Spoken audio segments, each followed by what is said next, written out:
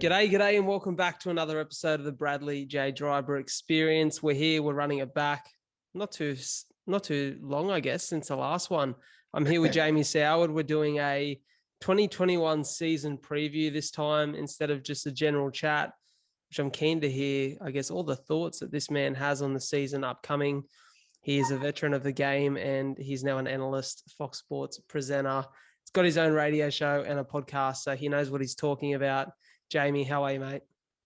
Yeah, I'm good, mate. Thanks for having me back. The life of two kids took over last time, so it's nice to be back and ready to rip into the NRL season. I think it's going to be one of those seasons last year where we didn't really expect COVID in a way to play as big a part as what it did. So we'd be interested to see how some of these teams adjust after a year of being in the bubble and whether they can continue that momentum they had last year. I think that's a really great question. And I sort of want to dive into this to begin with. You know, today here, if you're listening to this, we're going to quickly sort of run through. This will be about a 30 or so minute episode where we run through all 16 teams, some of the recent action in terms of signings and what we think the prospects of those teams are for the year. But quickly, some big news in the game. Obviously, as a Roosters fan, I'm a big Boyd Cordner fan too. The news that he'll miss 12 weeks to basically give him some time to recover from these head knocks that have become, unfortunately, a really consistent occurrence in 2020. The Roosters are also applying for some relief from the cap. I believe he's on about $750 a year, and they're applying for $350 relief as they won't have him until about round 12 or so. What are your thoughts on that?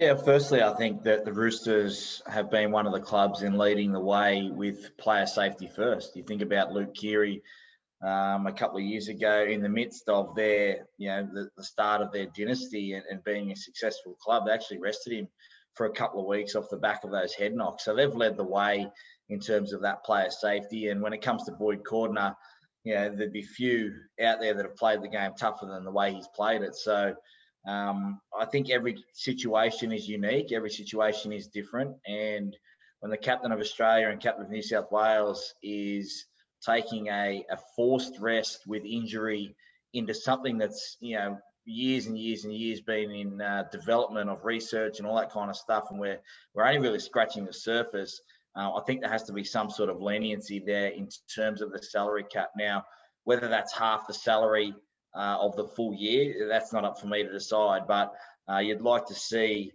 the NRL, Roosters, and I don't think any other clubs would begrudge the Roosters in trying to apply for that. Now, it's totally different if they apply for that salary cap exemption, go out and buy someone from another club who's potentially in that starting side and then upgrade him later. I don't think you can do that. But Peter V'landys has shown that he runs the game, and these situations are unique, and we haven't seen anything like this before. So we've seen teams, Kieran Foran and the Bulldogs, look for salary cap exemptions when they do get hurt, whether that was granted or not. We've seen medical retirement. So I don't think you can sort of tar everyone with the same brush there and look for Boyd Cordner to get the full relief for full season. But at the end of the day, we just want Boyd to be happy and healthy, whether that's playing rugby league or not. I don't think that's, from my point of view, I'd love to see him just within the game, doing what he can, to enjoy himself. If it's not rugby league, then that's fine. So I think every situation's got to be different and treated differently as well. Of course, I agree. And I think, massive loss for the Roosters, but I think it'll do Boyd the world of good to see him back end of 2021 fresh, hopefully very healthy and with those head knocks behind him. Big news down at your club, the Dragons. McInnes to the Sharks for 4 years. Massive loss. I thought he was their best player, if not last year, for a few years now. He's just such a hard, consistent 80-minute player. How does that affect your lineup, and how do you think that changes the team in 2021 and the way that those key playmakers slot into the 17? Yeah, firstly, Cam's been fantastic. The little bit that I've seen, the way he carries himself is the ultimate professional, and what he's been able to do at the Dragons the last couple of years, he's been their most consistent player. I think that, I said on my radio show last week, which we had you on when you were doing your fundraiser on the Sideline View, that as a fan, we can look at it two ways. We can look at it that the Dragons didn't want to keep him, or they wanted to keep him, but maybe the deal wasn't right. So I bring it back to my instance. When I left the St George Illawarra Dragons, I was offered 1 year contract. And people will say, why'd you leave the Dragons? Can't believe you left the Dragons. Well, Penrith offered me 4 years. So at my age, at 4 years, that was security. I wanted to get out there. I hadn't seen eye to eye with the coach. So a lot of things go into it. It's not where the player and club sit down and say, hey, Cam, this is the deal, take it or leave it. Back and forth was, he's got decisions he needs to make for his family and where he sees his career going. Is that at 9? Is that at 13? He's such a talent, he can play both. So he's certainly going to be all in this year. One thing that you know about Cam McInnes, he's all in every time he trains. So he'll be all in this year. I texted him afterwards, spoke to him the day that he did the deal, and he's very confident in the Dragons turning it around this year.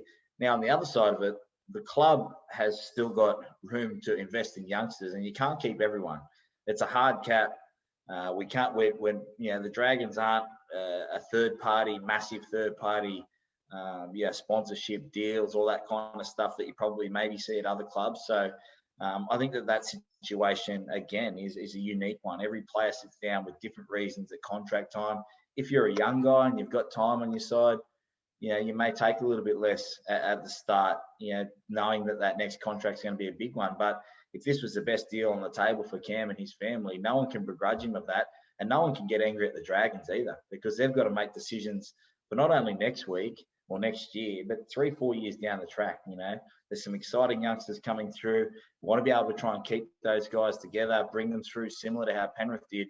And now you're seeing Penrith at the back end of the start of their sort of success. They're not going to be able to pay everyone.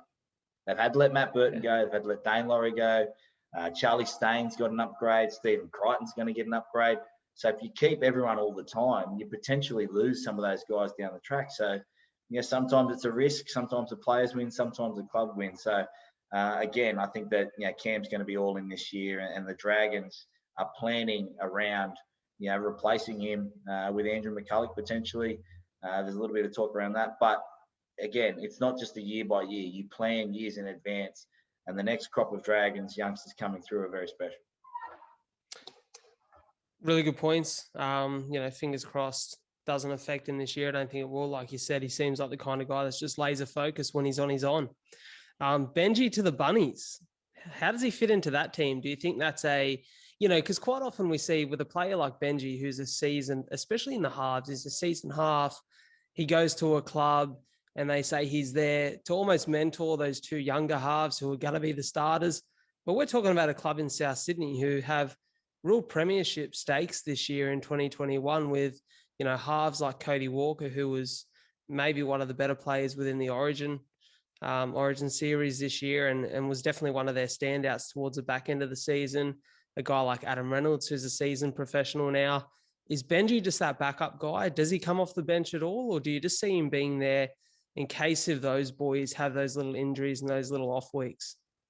Yeah, I think you saw last year the way that South Sydney played in the finals. Latrell Mitchell was a huge loss to them, and if they had a Benji Marshall last year that could slot into the halves, you could have played Cody Walker potentially at fullback, even though Corey Allen was outstanding throughout the final series. So Benji will come in, and the thing about Benji is he brings experience and professionalism. So if those guys aren't performing week to week, or Reynolds goes down with an injury, they've got a world-class, one of the best players we've ever seen, ready to step in and go. And that's the thing with Benji. He's going to be ready to step in and go. So I agree with you. I think South Sydney are huge premiership threats this year, and adding Benji to that squad gives them depth. And it's an important, again, another year that you've got to have depth, right? Because we don't know, again, how the COVID landscape sits within the NRL or in Australia for the whole year. And we've seen in the NFL, if some guys have to sit out, or in the NBA, you have to sit out for maybe a week or two. If that goes forward, then you're going to have someone like the class of Benji Marshall being able to step in. So I think it was an astute buy by Wayne Bennett and the South Sydney Rabbitohs. You often forget about that COVID, hey? You forget that that's hovering over the head of 2021. And yeah, really good points from you there, Jamie. I want to sort of kick off our rundown of the 16 teams with Penrith. Reason being is, it's not common in any sport that, well, I should say it is common in a lot of sports that you find a team who goes runner-up in that finals, who have an amazing season. Usually it's the first year or one of the first years of them building a dynasty for years to come. They quite often then, after that loss or that hard defeat, you find that they're sort of struggling to get back to where they were that year before. Do you see that being an issue with Penrith in 21, or do you see them getting only stronger, maintaining that squad and getting more time together in the big games? Yeah, well, I think people forget. I mean, it was an amazing season by Penrith in the regular season. Their finals series wasn't outstanding. They made the grand final. It was an amazing effort, but they had the Roosters. They trailed the Roosters. They trailed the Bunnies. For a team that finishes, minor premiers, I thought that they might have been a bit more ruthless in those opening weeks. So, but in saying that, Nathan Cleary's been to 4 final series, I think, out of his first 5 years. Like, this is a club that's been building for this. So people will say it was an amazing year last year, but the platform's actually been laid 3 years before that. He made his debut 2016, which is my last game in the NRL, his first game. They go on a run with Anthony Griffin, and they make the finals, and next year they finish 4th as well. So they've been exposed to this end of season a lot now, the Penrith Panthers. So last year probably wasn't as big a surprise to me as what to other people, because they'd actually been in those situations. They just needed to be able to perform right at the death, and they just came up short to a fantastic Melbourne side. So I don't think that will trouble them this year. The probably only thing is, when you get that far to the finals, is it's a long way back. And how do you maintain the rage? You look at Canberra when they lose that grand final to the Roosters, still a quality team and still can be a premiership threat. But how many times do you dig into the emotion bucket of, boys, we were there last year, we know we can do it? There's those weeks. They didn't have an off week last year, Penrith. They're going to have an off week this year. It's just going to be the way it is, because teams, they're not catching teams on the hop anymore. So I'd be interested to see how that development goes. If Luai or Cleary have a couple of games where they're starting to get worked out by a team, or they're starved of possession and coming off their own line, but they're still a quality team. They're in my top 4 this year. I like it. Top 4. Penrith fans get excited. The Broncos, mate, it doesn't look much better for them this year in terms of their team and their signings. I think it's going to be, in my opinion, a very similar year for the Bronx. What are your thoughts? Yeah, I don't. They're not in my 8.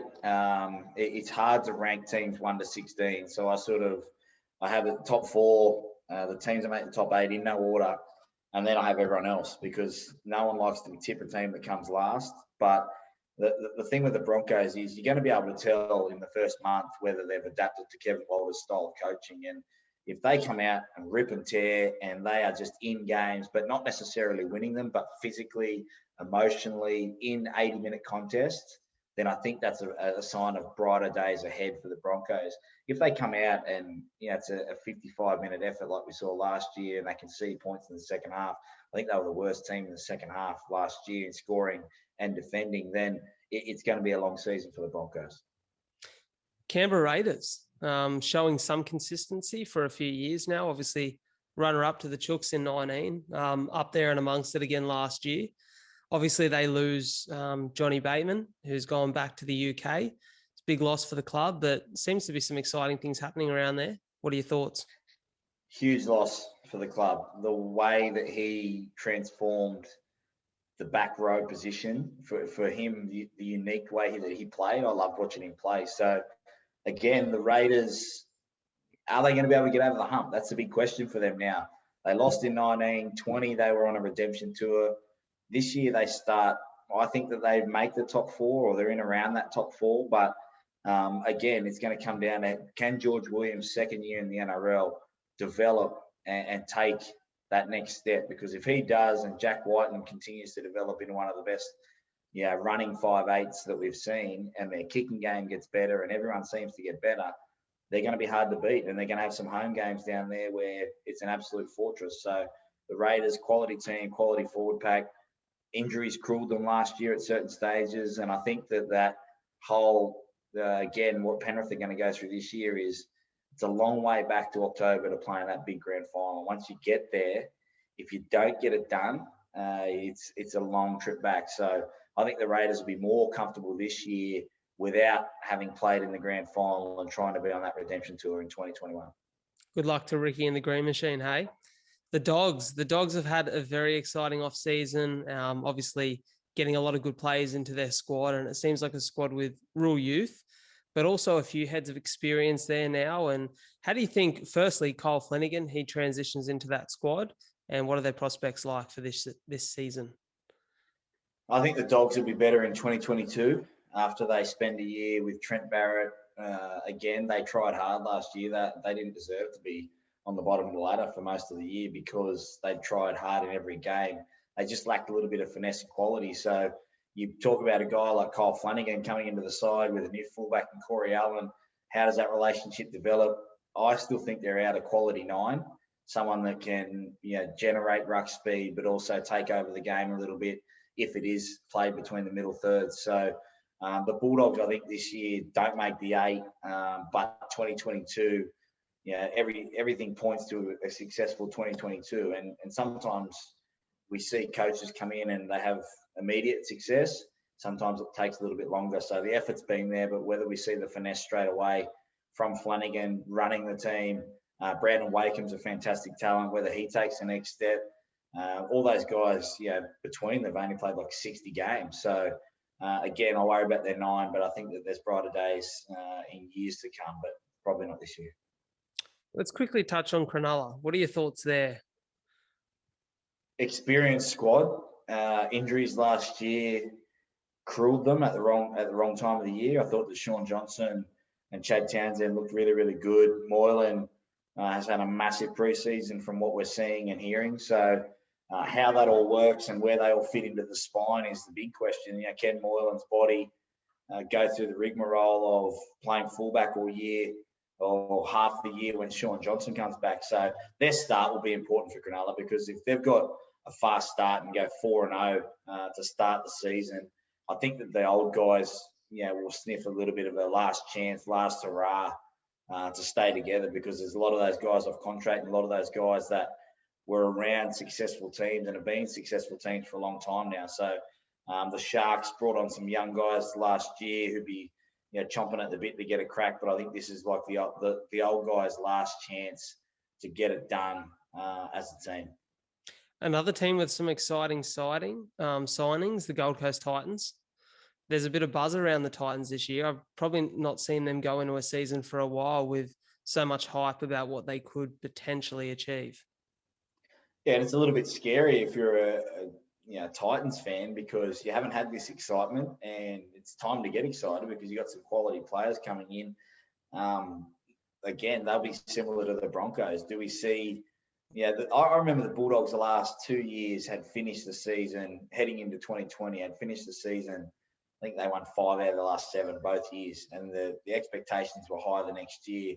They'd come out the first 2 rounds and lost, and it took a real hit to the ship. So I think that the Titans will potentially make the 8. I'm not 100% sold yet. I want to see, does David Fafita go looking for the ball? Does Fasil Malaawi, dominate, not off the back of Jesse Bromwich and, those guys down in Melbourne, Brandon Smith, Nelson Asaf-Solomona, because records will tell you that, guys that leave the Melbourne system, their first year is pretty tough because they haven't got the other guys around them. And, they've come from a successful organisation where everyone knows their job to an organisation that's still learning, what it takes week to week to be a really good football team. And I love Justin Holbrook. I had some time with him at the Dragons when he was there, and I think he's the right guy to lead them. But again, I'd be wary of the expectations and hype.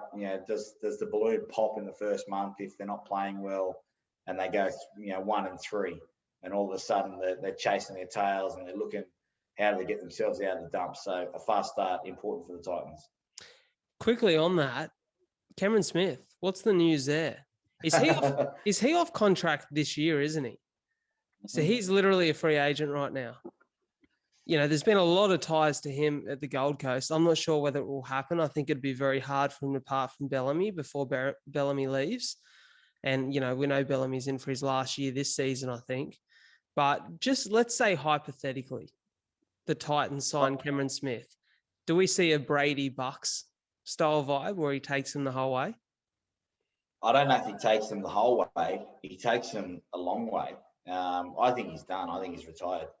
I said last year, about 6 weeks out, they played to another level, Melbourne, and I didn't even know if they had another level, but they played to another level where that was it. So I think he's done. I haven't changed my stance on that, and I don't think that Cameron is the type of person to let it go right down. He may sign halfway through the year. He may get the itch and say, I'm ready to go with a club or something like that. But right now, I don't think he starts the season. I think he just starts in retirement and takes a couple of months off and sits down and assesses the situation, because he can coach, he can be in the media, or he can play another year. But hypothetically, he gets into the finals. I don't know if he takes them the whole way, though. Smithy, I know you listen to this, mate. Your chance to respond, eh? Manly ahead of this year, they got, one of the old faithfuls back here and he's there, projected to slot into the 9 position. They're much similar this year, I think, in my opinion. If Tommy Turbo stays healthy, they're a real chance of being up there and sort of competing with those top 4 teams. I just don't know if they will, though. I think they're very injury prone. They seem to be really inconsistent with getting that same squad out on the paddock for a good few weeks at a time. What are your thoughts there this year? Do you think they've got contention potential? I don't have them in my 8. I think that the up and downs of whether they can stay fully fit, plus they're still a squad. They're probably one of the skinniest squads in terms of depth that we've seen for a while. So they're top heavy in their top 3, Sherry Evans, Turbo and Jake in money wise. They lose Adam Fanua-Blake. What that looks like for the rest of the forward pack. Marty Tapau gets another year older and has played a lot of footy. So I'll be interested to see how they actually started. And I thought last year I saw some worrying signs that, Des Hasler has been renowned for his defence and his steeliness in defence. And last year they looked paper thin at stages there, regardless of their injuries. They had guys filling in that, they're still 13 on 13. So I don't have them making the 8 this year. Melbourne Storm, obviously the champs. Can they go back to back? They've definitely got the potential to.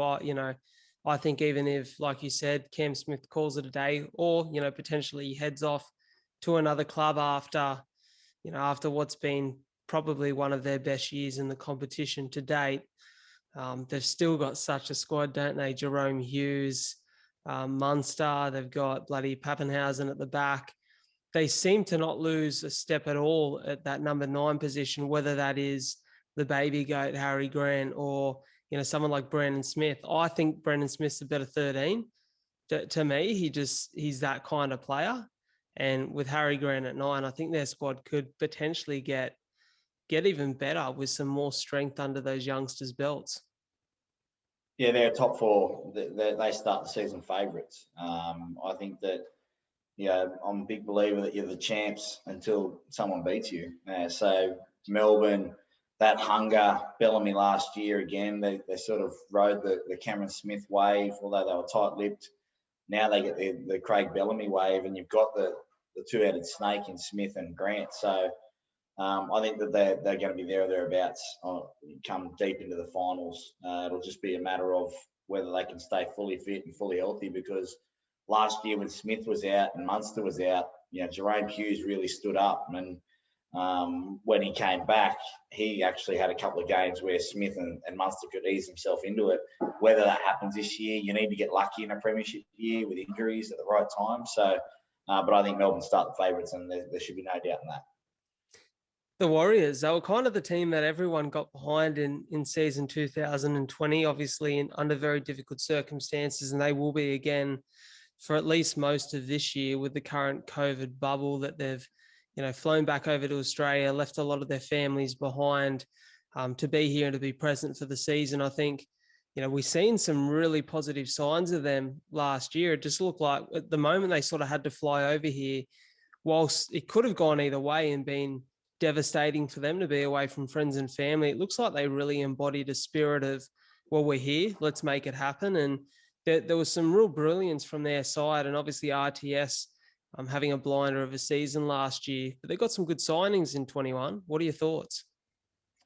I don't have them making the 8. I think that the Titans and Warriors are very similar. Yeah, played some good footy, and this is strictly about footy. This isn't about the sacrifices that they made to keep the NRL going, and we're all grateful for that. And they're going to have to do it again this year by the looks of it. But I need to see some more development early on. I thought that Cody Nikorima actually benefited from being the senior playmaker. Chanel Harris-Tavita, need to see that next step be taken by him if they are to compete for an 8 position. And yeah, they're not going to be playing games at home. So they're on the road for the whole year. Again, whether that emotion bucket runs empty halfway through the year or 3/4 through the way of the year, we'll have to wait and see. But I don't have the Warriors, unfortunately, this year, even though I will support them because, I bought a membership last year. I'll be buying one this year because of their sacrifices. They become everyone's second favourite team again this year. But I just think that the first year under Nathan Brown, I'll be interested to see what their attack looks like because last year they didn't really have any expectations. And it's always hard when you finish a season like the way they did to come back and start from scratch again when you didn't make the 8 and you went on a run. So I don't have them making the 8. Newcastle, obviously, they're going to be without their main man, KP, to begin the season. I think Tex Hoy slots nicely into that spot for, however many weeks he's needed. Bit of stuff going on there at the club with some Piercy having some personal issues there and stepping down as captain. For me, again, they're probably similar to those last 2 teams we were talking about where, it really, really depends on how much of momentum they build in the beginning of the season and can carry. They seem to always be thereabouts, but they just can't compete with the big sides, can they? Yeah. Newcastle are funny because they have a period where you just think that they're going to go through and compete with the top teams. And then they have a game that's just a real stinker.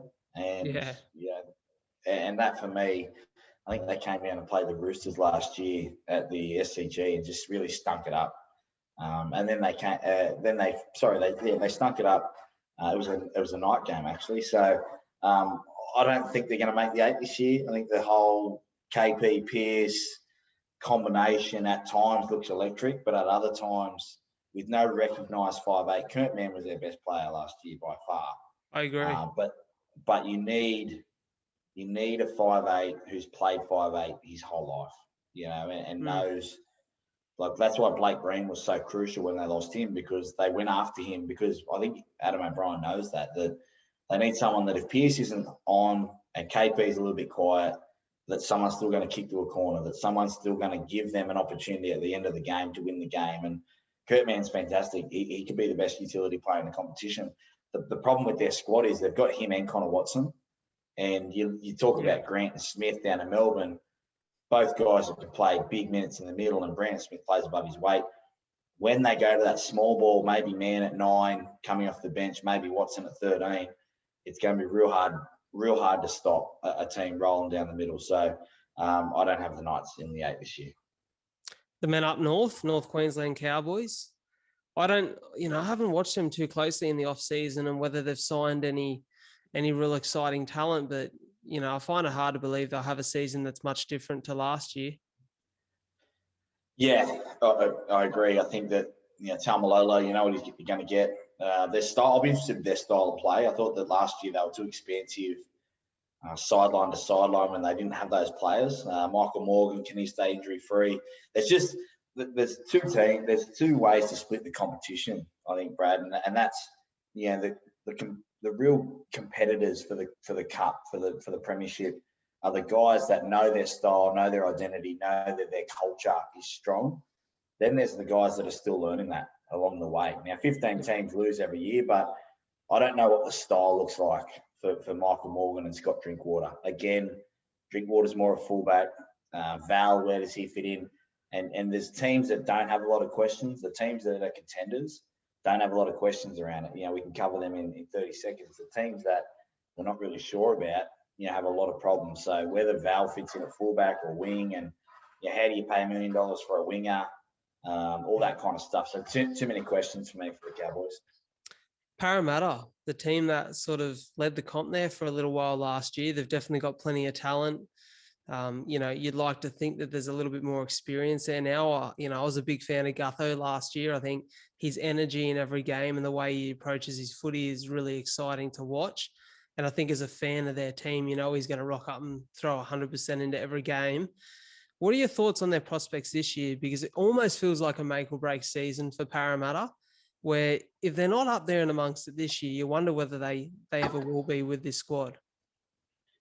Yeah, you're probably not far from the point there. The thing I took out of Parra's season last year was Gutho really stood up when Mitchell Moses got injured. And when Moses came back, they'd sort of deferred to each other a little bit, waited for the game to be taken by the other or waited for the game to come to them. And I don't think that suited Gutho's style. It was just all out and out. I mean, the games that Moses didn't play, I think he had like 8 try assists. So he had his hands on the ball. He was playing short sides. Now, again, if they start the season fast with that massive forward pack, how they go in the outside backs now, can Ferguson and Sevo get back to starting sets where, they're nearly at halfway because of their first 2 runs.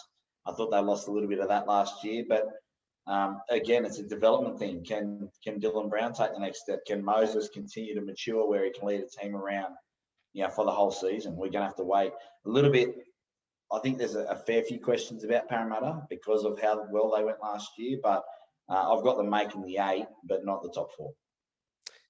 I tell you what, as a Roosters fan, it pains me to say it, but I think one of the real potential front runners for this season is the South Sydney Rabbitohs. And they just seem to, like we said before, with that signing of Benji, get even a little bit stronger in their depth.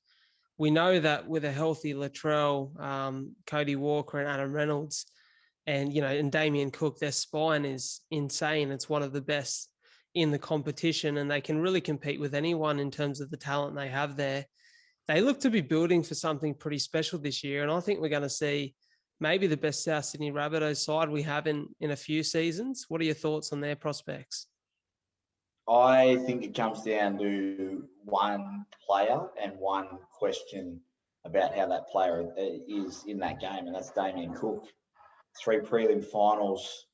He's kind of been worked out a little bit by the opposition. So he's a fantastic player, and I love watching him play. And I think that as those finals have happened, he would like to have some of those plays back, and it's all a learning experience. And I'm sure if you ever got the chance to talk to him, he would let you know some of the mistakes that he made. But if he can continue to get smarter and understand the game a little bit, which is what made Cameron Smith so good, is his patience. He knows when to inject himself. He knows when the forwards need the ball. He knows when the halfback needs the ball. And I thought South Sydney on that run had moments of brilliance where they looked unstoppable. But when they came up against the Panthers in that prelim final, I just thought that Cook got worked out a little bit and has the last 2 prelims. So South Sydney, again, in top 4 with Penrith and Melbourne.